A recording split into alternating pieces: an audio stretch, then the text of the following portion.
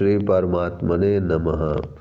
श्री चैतन्य चरित्रावली अध्याय संन्यास से पूर्व आगे। यों गृहस्थ में रहकर भी भगवत भक्ति की जा सकती है, किंतु वह ऐसी ही बात है जैसे किसी सांस के रोगी के लिए दही सर्वथा निषेध है। यदि वह सांस की बीमारी में दही से एकदम बचा रहे तो सर्वश्रेष्ठ है, किंतु वह अपने पूर्व जन्म के संस्कारों के अनुसार दही की प्रबल वासना के कारण उसे एकदम नहीं छोड़ सकता, तो वैद्य उसमें एक ऐसी दवा मिला देते हैं कि फिर वह दही बीमारी को हानिप्रद नहीं होती। इसी प्रकार तो एकदम स्वरूपता त्याग नहीं कर सकते, उनके लिए भगवान ने बताया है वे संपूर्ण संसारी कामों को भगवत सेवा ही समझकर निष्काम भाव से फल की इच्छा से रहित होकर करते रहेंगे और निरंतर हरि स्मरण में ही लगे रहेंगे, तो उन्हें संसारी काम बाधा न पहुंचा सकेंगे। किंतु जो लोग हठपूर्वक इस बात का आग्रह ही करते हैं कि भक्ति मार्ग के पथिक को किसी भी दशा में संसारी कर्मों को त्याग कर संन्यास धर्म का अनुसरण न करना चाहिए, उनसे अब हम क्या कहें। वे थोड़ी ऊंची दृष्टि करके देखें तो पता चलेगा कि सभी भक्ति मार्ग के प्रधान पुरुष घर बार त्यागी सन्यासी ही हुए हैं। भक्ति के अथवा सभी मार्गों के प्रवर्तक भगवान ब्रह्मा जी हैं। वे तो प्रवृत्ति निवृत्ति दोनों के ही जनक हैं, इसीलिए उन्हें किसी एक मार्ग का कहना ठीक नहीं। उनके पुत्र अथवा शिष्य भगवान नारद ही भक्ति मार्ग के प्रधान आचार्य समझे जाते हैं। वे घर बार त्यागी आजन्म ब्रह्मचारी सन्यासी ही थे। उन्होंने एक दो के ही घर बार विहीन नहीं बनाए, किंतु लाखों को उनके पूर्व प्रकृति के अनुसार संसार त्यागी विरागी बना दिया। महाराज दक्ष प्रजापति के 11-12 हजार शबलाशव और हरिताशव नामक पुत्रों को सदा के लिए सन्यासी बना दिया। भक्ति मार्ग की एक प्रधान शाखा के प्रवर्तक सनक, सनंदन, सनत कुमार और सनातन, ये चारों के चारों सन्यासी ही थे। भगवान के ब्राह्मण शरीर में परशुराम, वामन, नारद, सनत कुमार, कपिल, नर नारायण जितने भी अवतार हुए हैं सभी गृह त्यागी सन्यासी ही थे। और तो क्या भक्ति मार्ग के चारों संप्रदायों के माधवाचार्य, आनंद तीर्थ, निम्बकाचार्य, रामानुजाचार्य और वल्लभाचार्य ये सब के सब सन्यासी ही थे। यद्यपि भगवान वल्लभाचार्य जी पूजा पद्धति में संन्यास धर्म की उतनी आवश्यकता नहीं, यथार्थ में उन्होंने प्रवृत्ति मार्ग वाले धनवान पुरुषों के ही निमित्त इस प्रकार की पूजा अर्चा की पद्धति की परिपाठी चलाई और स्वयं भी गृहस्थी रहते हुए सदा वात्सल्य भाव से बाल कृष्ण की सेवा पूजा करके ही भक्तों के सामने आदर्श उपस्थित करते रहे। किंतु फिर भी उन्होंने अंत में श्री वाराणसी धाम में जाकर भागवत धर्म के अनुसार सर्वस्व त्याग कर संन्यास धर्म को ग्रहण किया। जिस संन्यास धर्म की इतनी महिमा है, उसकी निंदा संसारी विषयों में आबद्ध जीवों के अतिरिक्त कोई कर ही नहीं सकता। बुद्ध, ईशा और चैतन्य यदि सन्यासी न होते तो ये महापुरुष संसार में आज त्याग का इतना ऊंचा भाव कैसे भर सकते थे। महाप्रभु गौरांग देव तो त्याग की मूर्ति ही थे। वे तो यहाँ तक कहते थे, अर्थात विषयी लोगों का तथा कामनियों का दर्शन भी विष भक्षण से बढ़कर है। आहा, ऐसा त्याग का सजीव उदाहरण और कहाँ मिल सकता है। महाप्रभु ने सचमुच में महान त्याग की पराकाष्ठा करके दिखा दी। उनके पथ के अनुयायी अंतरंग भक्त जीव सनातन रूप, रघुनाथ दास, प्रबोधानंद, स्वरूप दामोदर, हरिदास, गोपाल भट्ट, लोकनाथ गोस्वामी एक से एक बढ़कर परम त्यागी सन्यासी थे। इनका त्याग और वैराग महाप्रभु के परम त्यागमय भावों का एक उज्ज्वल आदर्श है। रूप स्वामी के लिए तो यहाँ तक सुना जाता है कि वे एक दिन से अधिक एक वृक्ष के नीचे भी नहीं ठहरते थे। व्रजवासियों के घर से टुकड़े मांग लाना और रोज किसी नए वृक्ष के नीचे पड़े रहना, धन्य है उनके त्याग को और उनके भक्ति को।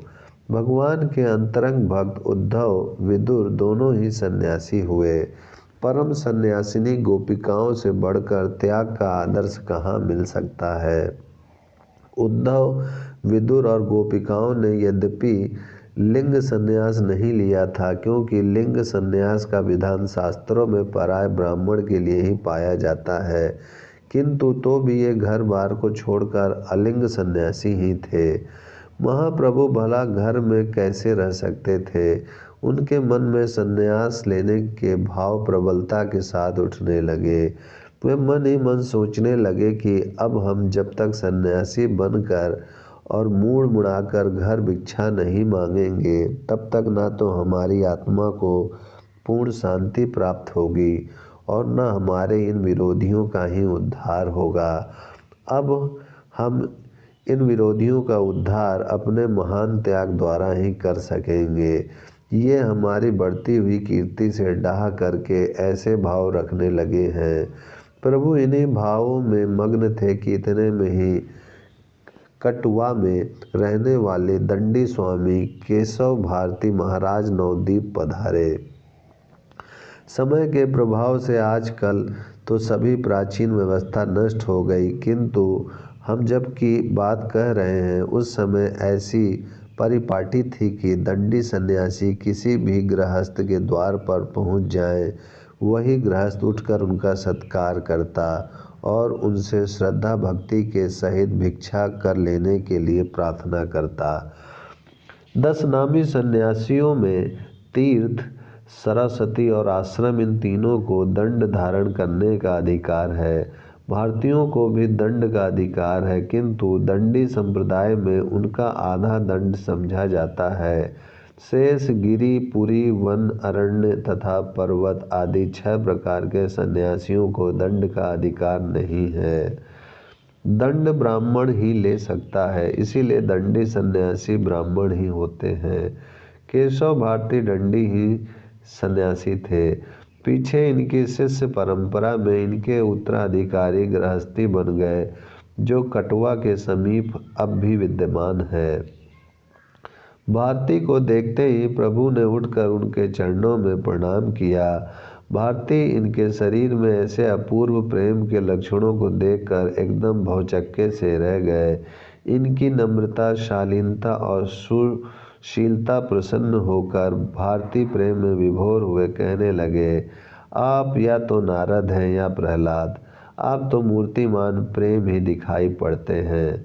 भारती के मुख से ऐसी बात सुनकर प्रभु प्रेम में विभोर हो गए और भारती के पैरों को पकड़कर गदगद कंठ से कहने लगे, आप साक्षात ईश्वर हैं, आप नर रूप में नारायण हैं।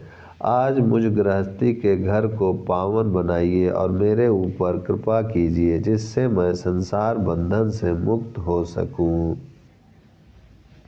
भारती ने कहा, आपके संपूर्ण शरीर में भगवत्ता के चिन्ह हैं, आप प्रेम के अवतार हैं। मुझे तो आपके दर्शन से भगवान के दर्शन का सा सुख अनुभव हो रहा है। प्रभु ने भारती की स्तुति करते हुए कहा, आप तो भगवान के प्यारे हैं, आपके हृदय में भगवान सदा निवास करते हैं।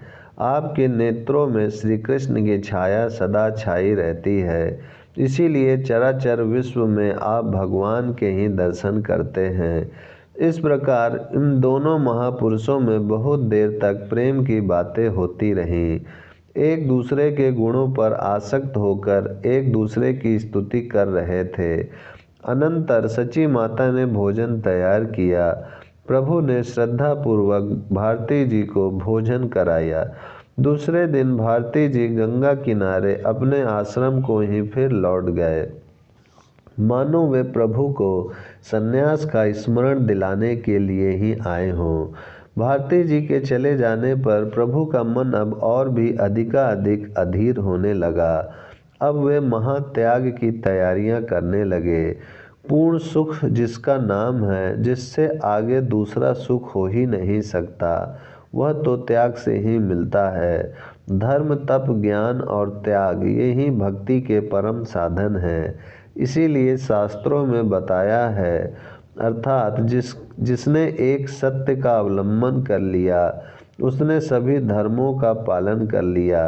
जिसने मौन रहकर वाणी का पूर्ण रीत्या संयम कर लिया उसे सभी तपों का फल प्राप्त हो गया। जो सदा सत असत का विचार करता रहता है उसके लिए इससे बढ़कर और ज्ञान हो ही क्या सकता है। और जिसने सर्वस्व त्याग कर दिया उसने सबसे श्रेष्ठ परम सुख को प्राप्त कर लिया। अब पाठक आगे कलेजे को खूब कसकर पकड़ लीजिए, दिल को थाम कर उन महान त्यागी महाप्रभु के महात्याग की तैयारी की बात सुनिए। ओम शांति शांति शांति।